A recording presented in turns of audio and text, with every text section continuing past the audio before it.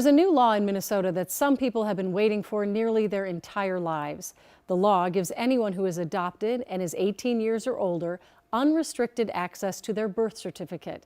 It went into effect in July, and so far, just over 2,800 people have applied, many finding out who their birth parents are for the first time, including a woman who recently let Kent Erdahl follow her journey of discovery. Birthday mail deliveries tend to lose their luster in adulthood.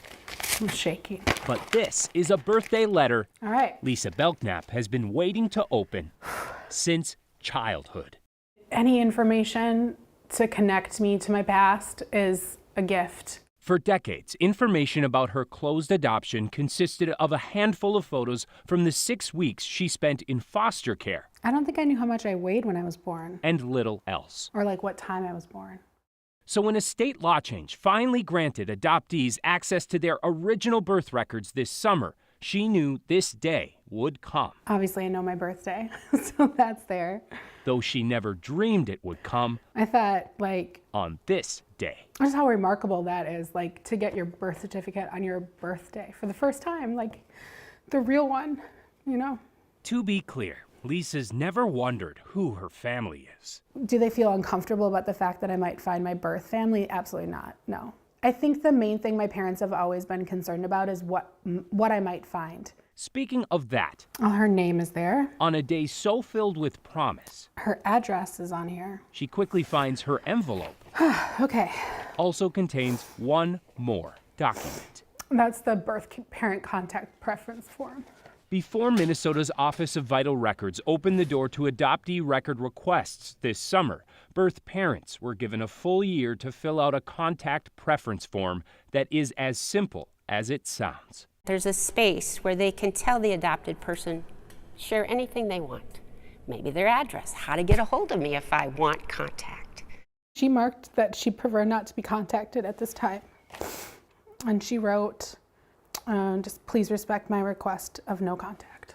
As a mother herself, it's a request she can't fathom. One of the probably most profound moments of my life was when my daughter was born. And I just remember like looking at her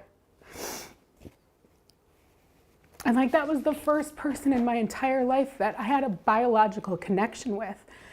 And I just like searched her face for me. So yeah, it's disappointing to know that there's that much forethought into not wanting to know me. It's also rare. Yeah. The state estimates there could be 175,000 adoptees eligible to request a birth certificate. But despite a year of statewide outreach efforts to birth parents, less than 0.5% responded. In total, we've received 377 birth parent contact preference forms. Do you know how many said, yes, I can be contacted versus I prefer not to? It's about 50-50. But regardless of that preference, if an adopted person makes a request under the new law, they're going to get a copy. Nobody can stop them from still contacting them. Right. It's not her choice anymore. She made her choice for me when I was a baby, and I didn't have a say in that. And as an adult now, it's my decision on how I want to handle this. Lisa began by searching Facebook. I think it's this person. So she and her husband He's going to look at me to see. could get some anonymous I could see that. insight. Yeah. You could see that? Can you see it? Yeah, I could see it. Huh. Yeah. Okay.